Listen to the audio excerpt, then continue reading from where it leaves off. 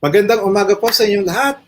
At po ay panibagong araw at nandito na naman po tayo sa GEG APAC Weekend Live.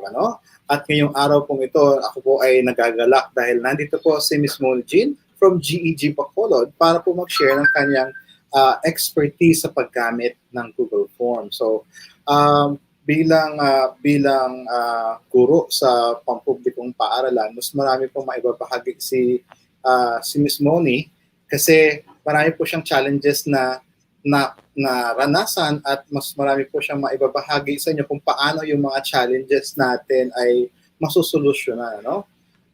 Miss Moni, sige po, tara na. Salamat, Sir Gary. Mayong aga sa tanan, no? Ari, no, I am very fortunate that we are here right now. We're given a chance to share whatever things that we have to share, no, para sa mga bata and para sa mga guro at para sa bayan. So, yes, Sir Gary. Opo, nagagalak po kami. Thank you for gracing our morning at saying yes sa ating call to share. Ano po? Yes po. Maraming salamat po. So, take it away, Miss Moni. Thank you, Sir Gary. Okay po, ako pa nga pala si Teacher Moni. I teach English at Bacolod City National High School from the DepEd Bacolod.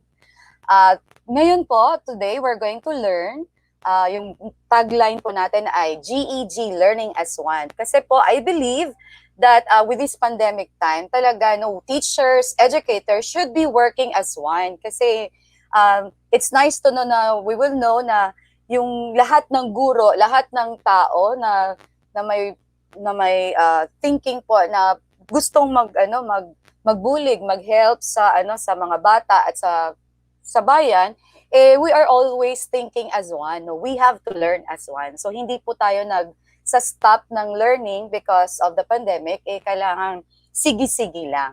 Okay? So, I am at your service for today and we will be learning about new things. Actually, for those who are already advanced, okay lang. But we will deal more on the Google Forms na for beginners po. For the teachers to know the things that they have to learn when they are going to use Google Forms in giving tests. And of course, we're going to incorporate it later to our Google Classroom. Okay. So, next slide po.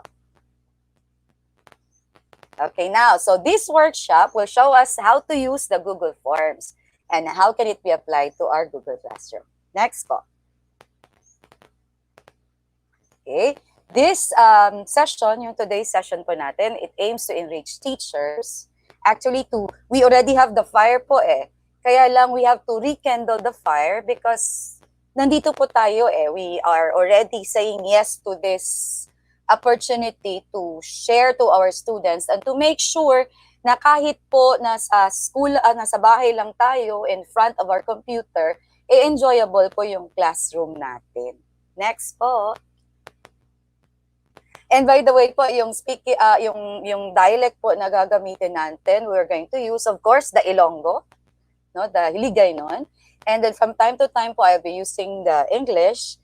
And then, tignan po natin na pag Tagalog po ngayon, we have Sir Gary and Miss Maan po to help us. Now, before anything else, let us discuss first if ano po yung Google Forms. So what is Google Forms? So we've been talking about Google Forms. Probably some teachers would say, oh, alam namin yun. But so what? So Google Forms po, it's a free Google application that allows us to quickly create and distribute a form to gather information. So yung form responses po are already saved on our Google spreadsheet. And of course, yung favorite po natin, yung Google Drive. Next po. Now, what is Google Forms? Still, Google Forms lets us to collect information from people via personalized quizzes or survey. Sa DepEd po, usually, yung ginagamit po natin for survey yung Google Forms. So, list po, yung iba hindi nila alam na yung yung Google Form is a good tool for giving tests, not just for survey, no? So, also, Google Forms can then connect the information to a spreadsheet and automatically po record the answers of the students. Yun po yung masaya doon kasi hindi na po tayo mahihirapan na to check the test of the students or to record kasi automatic po nare-record yon, and there's a automatic, may ano po yung setting doon na you could already check it. The Google Forms will check it for us. Now, it's a spreadsheet, and then yung responses po is right away nakikita sa Google Forms. So it's very easy for accessing the test kasi it's real time, at saka yung mga survey, right away makikita natin yung mga responses. Now, Google Forms also is one of the easiest way to save data. Kasi nga, it directly save to our Google Drive. Hindi na po yun, especially po sa akin. I'm sure iba yun magsasabi na, ako rin, I am also guilty of that, na sometimes sa kakabisi po natin na we neglect na hindi po natin na-save yung ating mga data. So right away po sa Google Forms, it's automatic save, and nandun po sa ating Google Drive, which we can always open anytime, anywhere, no, kahit sa ating cellphone, sa ating laptop or desktop. Next, please. Okay, now, Google Forms, it's RSVPs. So pwede po, you could actually, ang question ng lahat na, Miss Moni, baka anybody could open our test or anybody could open our data. So it's RSVPs po, pwede po may setting po tayo na you could probably open your Google Forms, yung survey, yung test for few people only. Only those na may link ng ating Google Forms can open it. So walang issue po for privacy. Okay? So it lets us collect or create quizzes for students with a very simple online form. You can also share your forms via email, direct link, yung favorite ko kasi nililink ko lang sa aking Google Classroom and sa aking Messenger. So easy lang for the students to open anytime, anywhere. Now, since Google Form is an online tool, then of course, you can easily share it and collaborate with people kasi walang limit. You could always share. Okay? I think you have heard enough. Now, let us go and get started. Now, basic lang po muna yung i-deal natin dito because after this, we're going to have it interactive sana po. Makaka-join po kayo sa atin, no? We're going to have it interactive. I will show you what's a Google form po na talaga blank, and then we will be making tests mamaya. Okay? So next slides, please. Okay, now, of course, hindi po natin basta-basta magagamit yung Google Forms natin if we don't have a Google account. Ano po yun? First yun talaga, we have to consider that. No, dapat i-anong tagidya nga may Google account ta. Of course, maano na karon ma-save. How can we save our forms no kung wala kita sa Google account? So first, amo ning aton nga Google account, no? So how to sign up our Google account? Teachers usually may taga-problema, nung gahambal ta, ano yan ako Google account? May ara ta Gmail account, and yet, we end up forgetting our password. So, talaga, no, it's really very important na may Google account tayo. It's synchronized to our cell phone at saka yung desktop natin para it's easy. So, for teachers, talaga, we have to memorize our password. So, this is how to make our Google account. So, sign up our Google account. Next, please po. Okay, so sa search engine po, we just have to type the Google and then yung Gmail account natin. Okay? Yun. So, paglagay lang po tayo ng designated email na gusto natin na account name. So, it's myself po kasi we don't manage business, no? So, myself, and then next po. Okay, so blank. So pag nandun na po tayo, naka-open na po tayo sa ating Google account, then we could already use our Google form. So ito po yung basic lang po muna. So pag naka-open na po tayo ng Google Forms, ito po yung nating makikita. Okay, next please. Again, this is just basic kasi pupunta tayo mamaya sa real world. So may mga plus sign po. We were going to create a form, of course, if this is new, so mag-create po tayo ng ating new form. So, click lang po yon, and then, pwede po nating thank you, Miss Sir Gary, next slide po. Okay, now, this is how to customize our form. Yung favorite part ko po ito kasi my students are usually asking me, Ma'am, ano po yung customized form natin? Kasi ginagawa ko every week, every module, kina-customize ko po separately, iba-iba. So let's say, I would tell my students, this week mag-blue tayo ng color. So they're going to wear blue. And then, yung Google form po na ginagamit ko is also I make use of the color blue at saka may mga design. Nagpapaano po yun, nagpapa-inspire ng mga estudyante kasi parang alam nila na yung activity ay talagang para sa kanila because it's customized. Parang may sense of yung touch po personalized talaga. Po. Next po. Okay, so yun po yung mga options na makikita natin mamaya. Next po.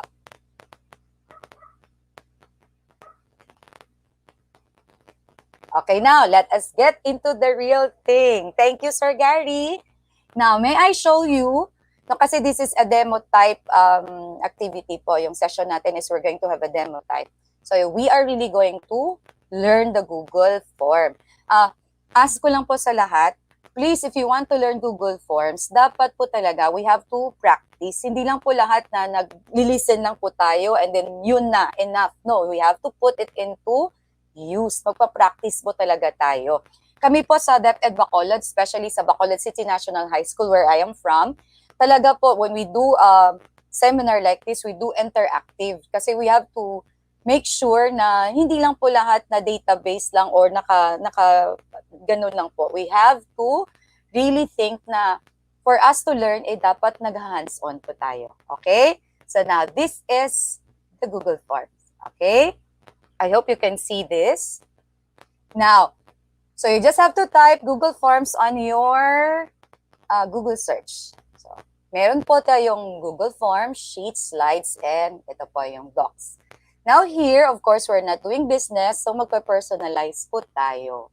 Now, by the way po, we have, kasi sa DepEd tayo, if you're with DepEd, you could probably use your DepEd account for personal. Of course, this one, I am using the personal, no? Pero I would suggest no, na you use your DepEd account kasi there are so many, especially with the Google Classroom, may marami po tayong settings na hindi po na bibigay ng personal account na nabibigay ng DepEd account. Especially that Google has already given us a very good G Suites for DepEd.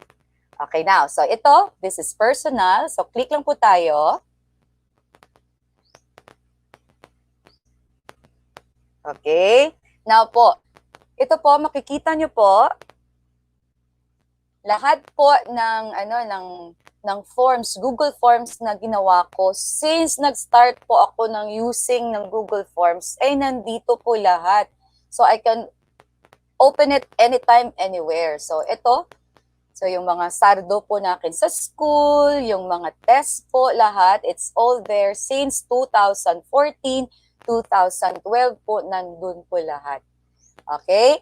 So now, so we're going to make a test. This is a new test. So we will just have to click this one. Click lang po yung start a new form and then blank. May mga suggestion po dito which you could open. Pwede po. Okay. So blank. Okay. So this is the ang itsura ng Google Form. So here, pwede po nating lagyan. Let's say English 8. Kasi English po yung subject ko. And then, nandun na. And then probably you could put your direction here or yung description po ng test na gagawin nyo. Now, kanina, a while ago, I told you that yung mga responses po ng mga students ay right away nakikita nyo po. If you will check on my Google Drive, may I share my Google Drive, lahat po ng e-classroom, yung mga test ng mga students ko, yung mga anak ko are all here. Ayan, Google responses, lahat po nakaka-save doon lahat. So you could probably see kung ano po yung mga nandoon. Okay, nakikita mo if how many responded to the test. Mamaya, we will try that. Okay, so here, sa English 8, may I share with you No, kasi po, especially for us teachers, no, we already have our self-learning module which are given to us nung centralized po nung na national level at saka yung local level. So, hindi po basta-basta na gumagawa lang po tayo ng lessons, ng modules na sa atin lang. So, we really use the local, yung binibigay ng division, at saka yung binibigay ng central office. So, since we already have that, of course, yung mga test po natin should also be based on the self-learning module. So, ang ginagawa ko lang po is from this one actually, this one is taken from our division of Bacolod. No, we call our self-learning modules na naka-download lahat sa aming Yuhum Bacolod self-learning module account. So, nandun po. Okay.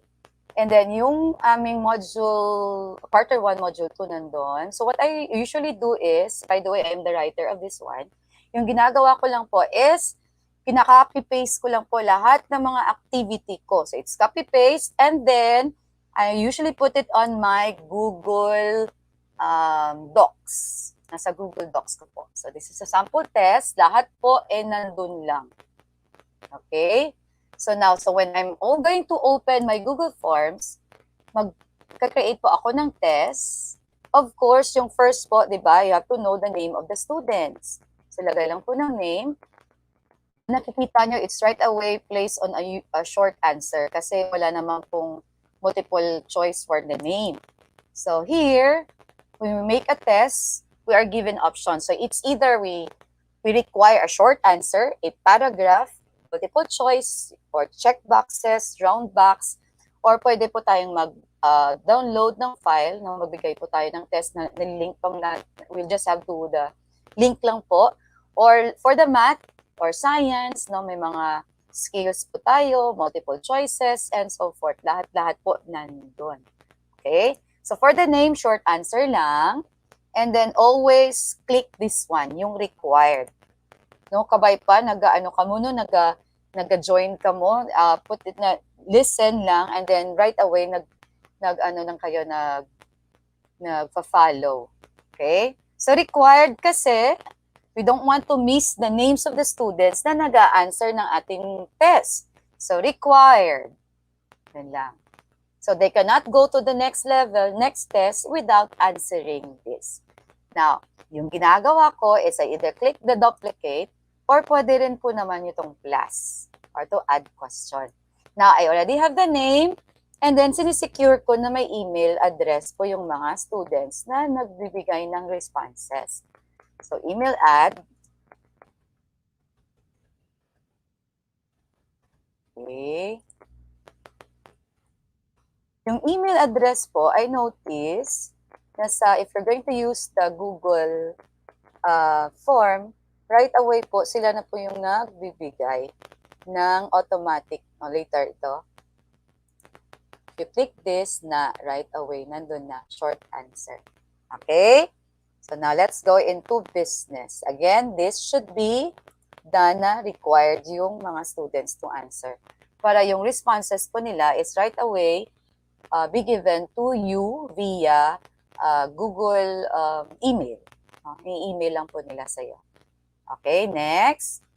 Now, ito na po yung test na sinasabi ko. From the sample test na meron ako dito, so I'll just copy-paste kung I don't want to type kasi meron na ako. So I'll just do this. For those who are already advanced with the Google Forms, take note po, this is for the beginners, no? Kasi we have teachers na hindi po talaga alam on how to use the Google Forms. So it's nice na we will go into basic. Okay? So this is my question. And then I require them kasi I already have here yung test ko. I already have my choices. So pwede lang po na multiple choice. So I click this one. So, okay. So again, copy-paste lang po.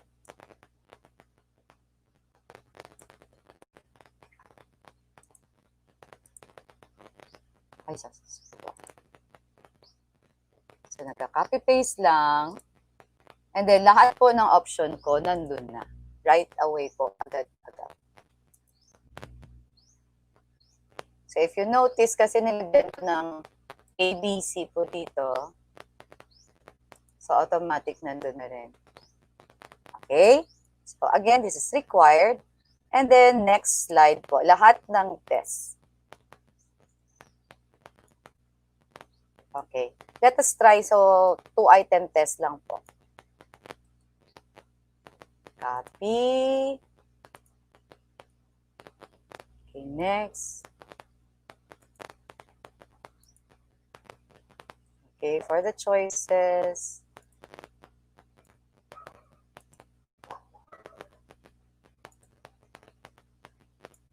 Okay. So, you just copy.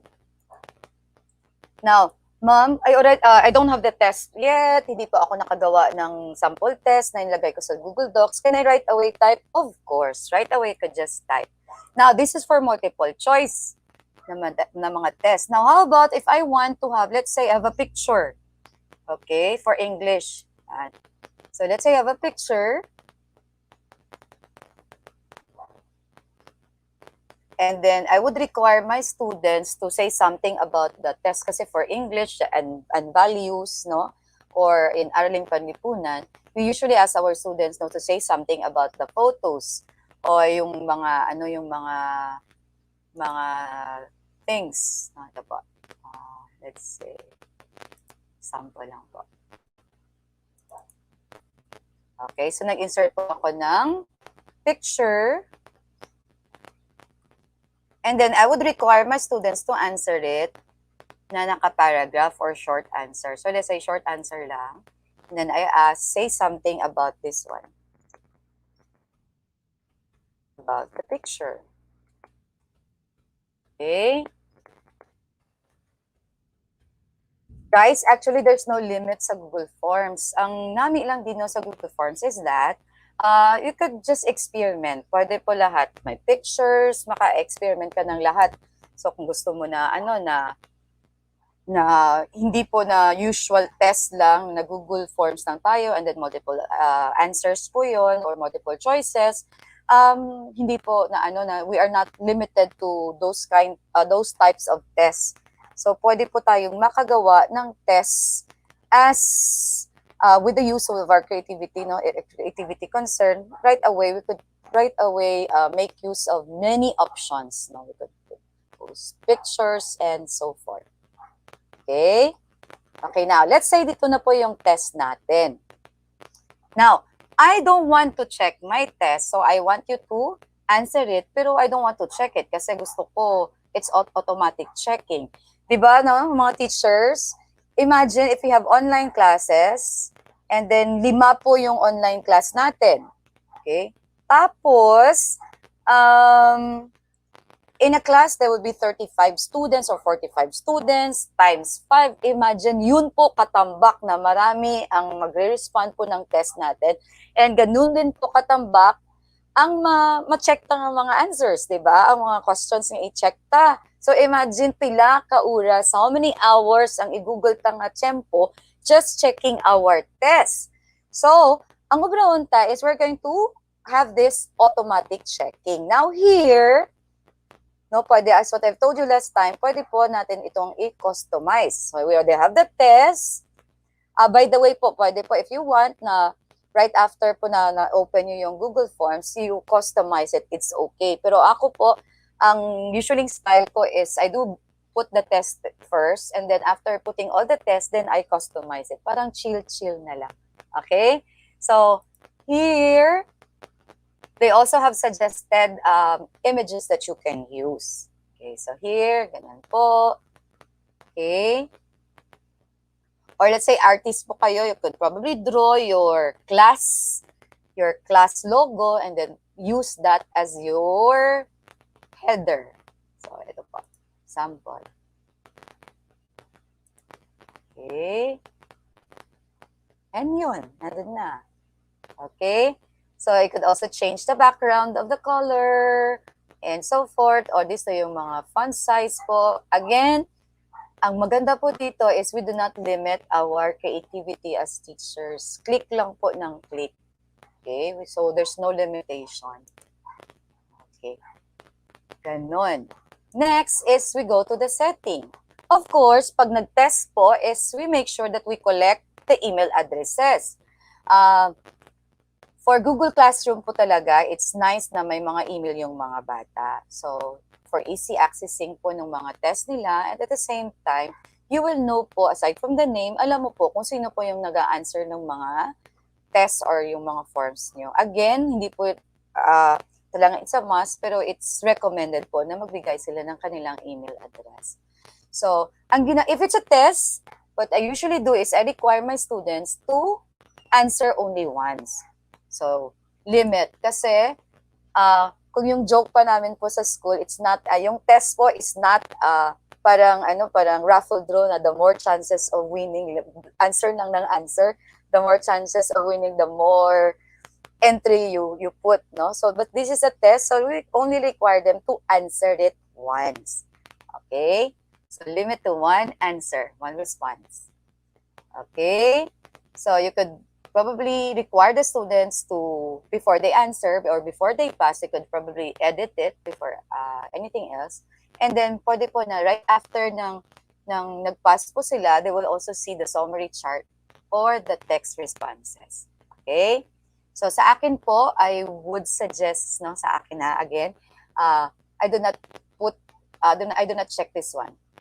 Okay? Hindi ko po binibigay yung summary. Probably you could allow them to edit, but I do not give the summary right away. Tendency po is makikita nila yung mga responses ng mga classmates nila.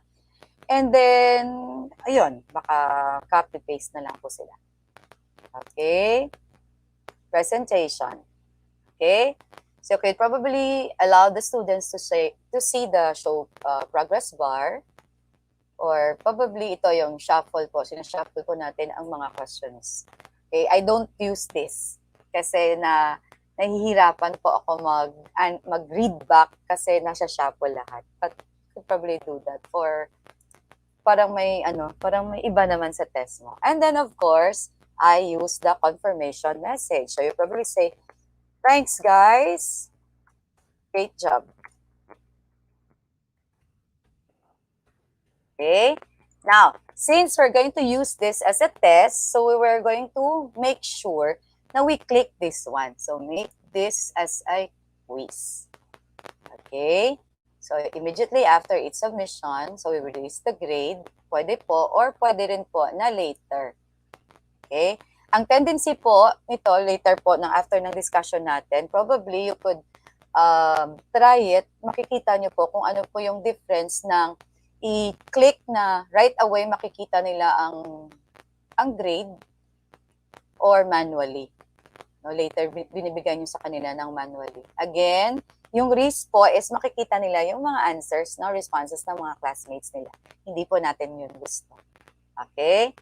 So, pwede po, if you want, you can allow them. But here, again, hindi ko po click po yan. Kasi I don't want them to see the responses of their classmates. Okay? Pwede po mabigay ng values points. Okay, save. Now, since we are going to use this as a quiz, and nag-setting po tayo na here, nag-set na nga it's a quiz, balik po tayo, once nag-saves, balik po tayo dito. Okay, now, pag na-save siya as a quiz, you go back here and then you click your test. Okay. Pag na-click niyo po yung test nyo, is may answer key na. Kanina po wala ito. Okay? So, may answer key. Ano po to? For us teacher, for the teacher, ibigay niyo po yung correct answer. Kasi how can the Google form check it if hindi nila alam yung correct answer? So here, what makes the research easier? The teacher provides students with an excellent bibliography on the cultures and describes. So, ano po ito? Okay. So, we put the answer. Okay? So, ano po yung, ang need po natin dito? So, of course, we used a list of sources. Yan. Next. Mario merely uploaded his report from the internet, he might be accused of plagiarism. So ano po yung plagiarism? Stealing ideas. Na-miss po natin dito na probably yung test is we could probably put here another question. What is plagiarism?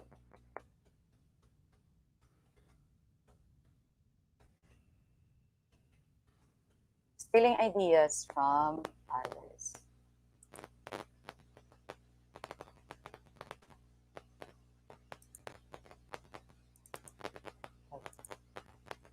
Okay.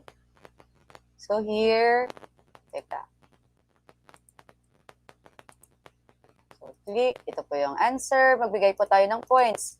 So, galante po ako ngayon. I will give 5 points for this one. And then, here, another, 5 points. Sample lang po.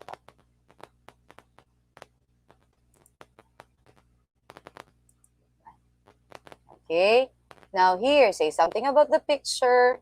Now, if it's an essay po, take note po, there's no such thing as right or wrong answer, but we have to make sure po, if it's a grammar thing, then we have to make our rubrics, which we usually do. And then, ito po, if it's short answer lang po, you could probably put the, hindi po tayo right away makaka-ask ng Google to require na mag-check po ito. We have to read the answers of our students. So, you could probably put yung idea po na gusto nyo. Okay, ara lang. So, list of correct answers. You could probably put yung lang po, yung mga gusto nyo po na malaman or na ma-answer ng mga students. But, danger po, no, for essay.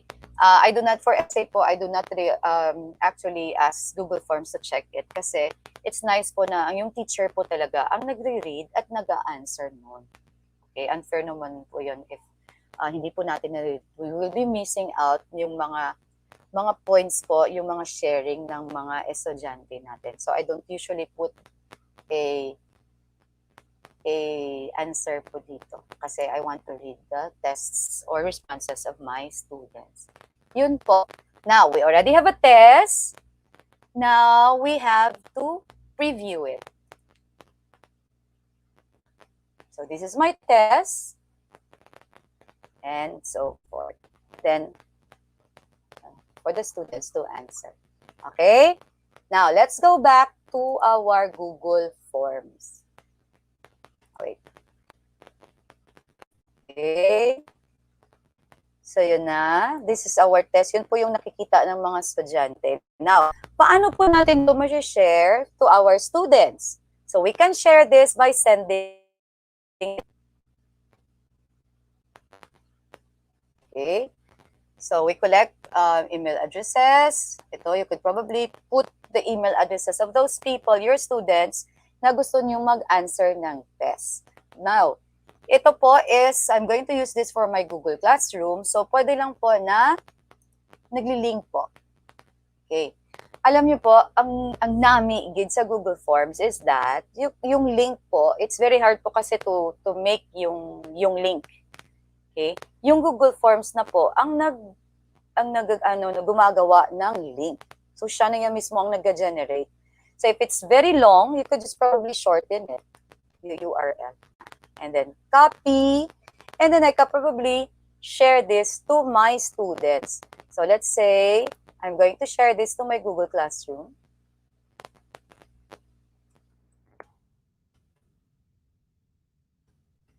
Okay. Ito po yung Google Classroom.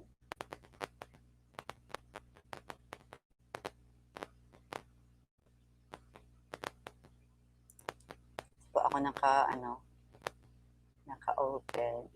I have 2 Google Classroom po. Nung hindi pa binibigay yung G Suites for Education sa DepEd, yung ginagawa ko is, I made use of my personal Google account. Okay. So, example, this is my class, yung Oak at saka yung Almasiga ko. Sa Almasiga. So, hindi na po namin ginagamit to because nung second week po, na nung binigay na yung DepEd account na may G Suites, pumunta na po kami. We created another Google Classroom using my DepEd account. Okay? So, let's say I already have the link and this is my Google Classroom. So, what I can do is just this one. Wait, let's go back. I'm sorry. Balik po tayo dito. Let us copy this. And then let us go to our classroom and paste.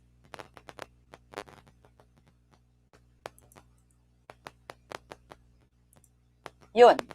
So pag na-paste mo, right away, you have the option here for the Google Classroom if you want to give the test to both classes, yung mga classrooms mo. So let's say I'm going to ask my two classes to answer it. Okay. My dear grade 8 Almasiga and Oak, this is just a trial. Wag po ma-shock na nagbigay po ako ng test ngayon. You already done this, mga anak.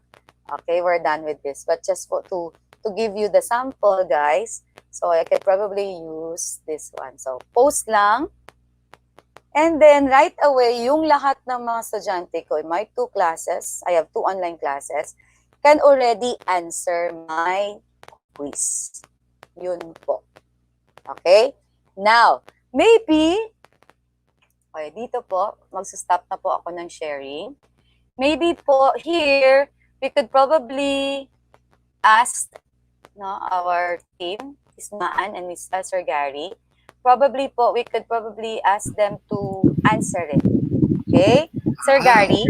Yes. Tignan po natin if may mga may mga brave enough to answer our test. And then let's see kung makukuha po nila. Yes. We are sharing po the link. Yes.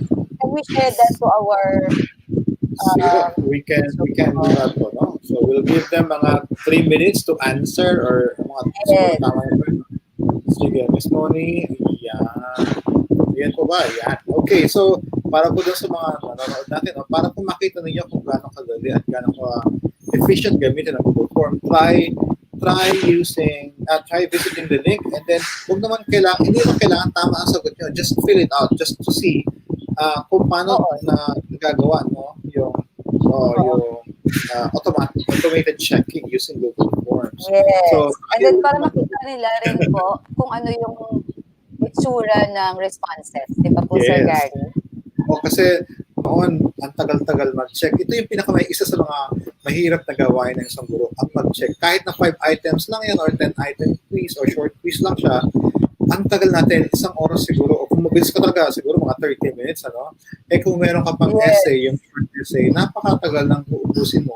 In reality, ilang section ang hawak natin. So, if you use Google Forms, mabilis. Correct. Yun po. And then, suggestion ko lang po, Sir Gary, yung nagbibigay ng mga essay. Now, take note, imagine kung 5 yung classes mo, and then essay lahat, patay, ayawan ka, check.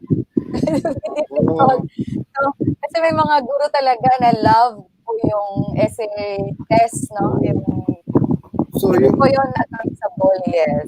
Tsaka ngayon sa ating setup na yun, talagang mahihirapan tayo makulit kung paper and pen yan. But using Google Forms, they can use their mobile phone, yung smartphones nila, kung wala silang laptop. So, hindi naman malaking kumusumo din yung Google Form. Yun yung maganda.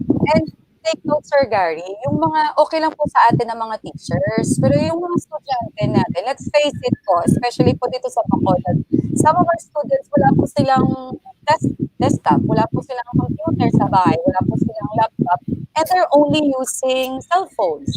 And if we were going to use a test na click-click lang po sila, it would be easier for them to answer. Yes, so yung using their mobile phone. So, yun ang maganda din sa sa Google Forms or sa G Suite tools, kahit anong device ang gamit mo, hindi siya namimili. Ayan. Correct. So, tingnan natin, Ms. Moni, kung marami na nagsagot, Tingnan natin. Tapos, yun. Yeah. We are still waiting for the responses. Ito na po, may isa na po. Okay. Ako, actually, nalibang ako masyado. Hindi ako nakapagsagot. Ay, meron na po. We have po, yes. So ganyan lang kadali. Siguro mismo before we flash yung yung sagot nila, i-hide natin ng konti yung email address nila na. Ayan natin. Kahit na isang letra lang siguro, kahit isang letra lang yung yung visible, pwede na yun basta wag lang yung marami, no? Oo, baka maraming email sila na matatanggap. Baka kasi meron silang stalker, yeah. lang. So ayan po So using Google Forms, napakarami po niyan gamit. Kagabi po, take note po, ang back-end ni Google Form ay pwede yung i-link yan sa Google Sheet. Kagabi nga po pala, meron kaming session about scripting, so automation. So si Google Forms, diniscuss din mismo yung basic ng pag-check, automating ng checking. Pero kung meron kayong gustong gawin na hindi nagagawa ni Google Form, panoorin niyo po yung session kagabi, yung episode kagabi na app scripting. Meron pong tinatawag tayong add-ons, meron tayong tinatawag na macro, lalo na pag nasa spreadsheet na tayo, tapos app scripting. So, kung hindi pa kayo nakapanood kagabi, try niyo pong panoorin yun. Recorded po yan. Kasi alam mo rin kasi, Sir Gary, hindi po natin ma-deny po na may mga teachers po talaga tayo na sa basic pa talaga. And nice po na before they really go into, yung mga add-ons, let's go back to the basic talaga, yung approach natin. Kaya thank you so much for saying yes. So sa pag-oo dito sa atin, sa ating program na ito. Miss Moni, tingnan mo, may nanonood sa atin galing Japan. GEG Nagoya, that's from Japan. Hello po. Taga-Japan. Ayong aga. So, kasi we're celebrating diversity at the same time yung different languages. Kaya po, ginawa ng GEGA back yung programa na ito para mas close ang puso ng mga Pilipino. So, nangyayari po ito sa Malaysia, sa Indonesia, sa Thailand, sa Japan, marami po, no? GEGA pack region. Ayan po. So, Miss Moni, ready ka na bang ipakita ulit yung packet? Yes. Yung sheet. Sige. So, I'm sharing po. Ito po. So, you already have the responses. So, ito po yung test natin and there are 4 people who answered it. How can we hide this? Help po, Sir Gary. Sorry. Yung email po nila account ay na... Sige po, gumawa natin siguro or i-scroll na lang pa rin ng mabilis. Mabilis. Okay, so yan po. So, baba na po tayo sa mga sagot na lang tayo. Yeah, ito po, yes. Yan. So, ang maganda pa po dito, Sir Gary, kasi po sa DepEd, or as a teacher po, yung mga teachers po are always required to give yung mga mean, and then yung gumagawa po kami ng yung mga statistical analysis, yes, tinitik po namin na itong item na to ba, is it easy po to, how many responses po yung mga students po, kaya nilang answeran, if kaya nilang i-answer to, is it easy, is it hard, so right away po nakikita natin yung may mga percentage po, di ba? So yung mga teachers, hindi na po nila need to mag-solve because Google is already doing it for them. So ito yung... Gusto kong i-highlight yan sinabi mo, no? Google is designed yung mga tools na to na alam ni Google na marami tayong trabaho, hindi na tayo bibigyan, papahirapan pa para alamin at gawin yung mga yan. Correct. Yes po. Kaya please utilize G Suite for education tools, especially for those who are given, lalo na po yung mga nasa DepEd, Ayan po. Pati po yung mga estudyante ay meron na ring DepEd accounts, Tapos, ayan po, marami, yung sinabi niyo Miss Moni kanina, gusto ko din i-highlight, maraming features ang meron sa Edu account, sa DepEd account, para sa personal account natin. Ayan. Yes. Ako po, I'm enjoying po yung sa Google Meet. Yeah. Yeah. So, Miss Moni, sige. Meron mga katanungan dito, no? So, maybe we can flash some of the questions raised. Yes, please. Okay. Sige pa, habang naghahanap, meron lang po, bago po tayo, meron lang po tayong evaluation form. For those who are watching right now, For those who are watching right now, please make sure to fill out the evaluation form kasi po meron po tayong certificate. This is considered as international conference kasi po this is happening around Asia Pacific region. So the link is provided in the chat area or being flashed right now. So just take note of it po kasi po hindi yan available the whole day, no? Hindi po yan available. Yung mga makakapanood po nito in the future kasi recorded naman po, pwede nyo po itong i-share, hindi na po sila makakakuha ng certificate. So make sure to do it now or within 30 minutes para po makakuha ng certificate. So meron tayong question kanina, nasaan na yun? Hinahanap ko lang po, ano?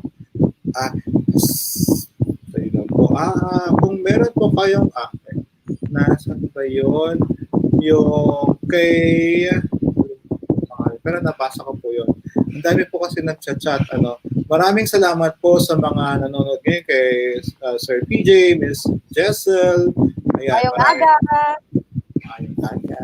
Ang lambing-lambing ng language niyo. Kaya aliw ako makinig kahit hindi ko po naintindihan yung dialect niyo. Ang sarap po pakinggan, malambing, ano? Sir Joey probably is watching Sir Gary. Hi, Sir Joey! Good morning, Sir Joey! Good morning po, ano? Meron po, ang tanong po niya, hindi ko sino makita, ang dami po nagsa-chat, ano? Kasi po live po tayo sa Facebook at sa YouTube channel ng GEG Philippines. Ang tanong niya ay, kailangan daw, yun na mention nyo kanina, kailangan daw bang ilagay yung rubrics doon sa form? Yun, so, kasi I think hindi naman kailangan, ano? Pero, ibig lang sabihin doon ay gagamitin niyo yung rubrics pag nag-check na kayo. Ibig sabihin nun, hindi natin siya i-automate yung release ng sagot, ano? Kasi nasa discretion ng teacher kung gusto niya instantly makita kung objective type pwede natin gamitin. Pero pag meron po tayong mga short essay, siguro po manually natin i-send.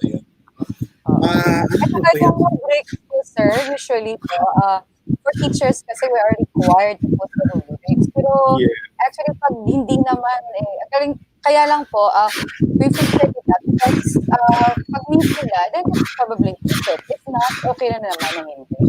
So, siguro magandang i-display lang siya doon para guided din yung estudyante sa pagsasagot. Para ini-expect ng alam ng estudyante yung expectation ng teacher sa pagsagot. So, At isa pa po pala, Sir Gary, hindi po natin alam, for us teachers po kasi sometimes we would say na, additional work to, additional kasi I have to spend time na ng test. But siguro hindi din natin na-realize sometimes na imagine po, if a student is going to answer test na parang usual lang na test, it would also be boring for them na parang gano'n, eto na naman, gano'n lang. But with the test, with the Google Forms, ako personal po to na experience ko with my students, parang nag-irritate sila. Parang, as what I've told you, yung mga color, even yung mga color of the day po, or color for the week. It matters yung maliliit na bagay niyan. It matters na kasi at least may unity, kita-kita niya. So, nakakalimutan mga bata. Ito na miss, meron ba tayong question, ano? Sorry. Sir, I would like to ask if how many days before release yung e-certificate. Tomorrow po magsisimula na kaming mag-release, okay? Tapos ito po yung next question. Pwede po ba gumawa ng comment for essay as feedback? Pwede po yan, no? Pwede po yan. Lahat, kasi po nasa spreadsheet eh. Pag nasa spreadsheet, pwede nyo na pong ibigay yung feedback. So, ang pag-release nyo ang pag-release nyo lang po, pwedeng right away. Pwede, di ba, Miss Moni, di ba meron doon yung feedback nung naglalagay ka kapag pag i-turn on mo yung mic, yung make it as a quiz, yung form, merong feedback na doon. So, pwede siyang automatic. Pwede naman din siyang hindi automatic. Tapos kasi kung essay siya, tapos gusto mo muna basahin at specific yung comment mo, so, wag natin gawing automatic yung feedback. Tapos, i-review muna natin bago natin i-release yung sagot. And for Gary, for essay, Sa mga essay po, a while ago, I told them na talagang it's good na binabasa po talaga ng teacher yung essay. We do not depend it for the tutors to check it.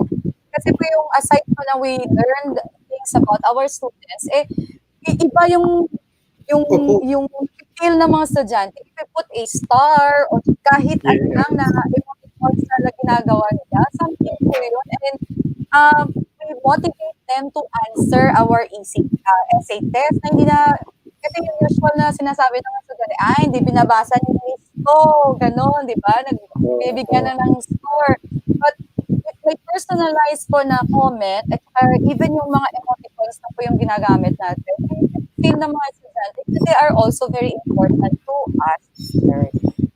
Ay, okay. Meron pa po dito, hindi naman, may question pa dito, Miss Moni, ano? Meron question dito. Good day, tanong ko lang po kung paano ma-download po ang grades ng mga bata sa Google Classroom. Sa Google Classroom po, kasi hindi naman ito yung topic ni Miss Moni, isagutin lang natin. Punta kayo doon sa classwork tab, tapos i-click nyo po yung pinaka-title ng inyong classwork, ano? Tapos po, merong settings gear icon sa upper right ng ating doon sa classwork. Kapag kinlik nyo siya, makikita nyo doon, convert na to Google Sheet yung ating grades doon sa mga bawat activity na binigay natin o i-grade natin. So, ganun po paano mag-download. Kasi, i-convert po muna natin sa Google Sheet, tsaka nyo pwedeng i-download. Pero kung nasa Google Sheet na siya, hindi na kailangan i-download. Kasi, hindi na. Hindi na kailangan i-download. Nasanay lang tayo doon. Yes. Yan. Tapos, and even yung mga responses, sir, yung mga responses ng mga students, yung ng mga test natin, it's right away kung pwede nung i-email sa atin, di ba? We could just probably i-email lang po yun. Or na punta po sa ating Google Drive. Oo. Ayun. So, Miss Moni, marami pa kasi ang daming pwedeng magawa ni Google Form. Ang dami natin pwedeng magawa kasi nasa likod niyan si Google Sheet. Tapos hindi pa natin pinag-usapan ng add-ons, ano? Pero kulang na tayo sa oras. Medyo meron po susunod, So, yun po, station lang po. Marami pong nakaset ngayon. Kulang po ang 3 araw sa pag-aaral ng GC, ano? Kaya po, bisitahin niyo po yung mga videos na yung kahapon, kung hindi po kayo nakapanood, bisitahin niyo lang po yung mga videos.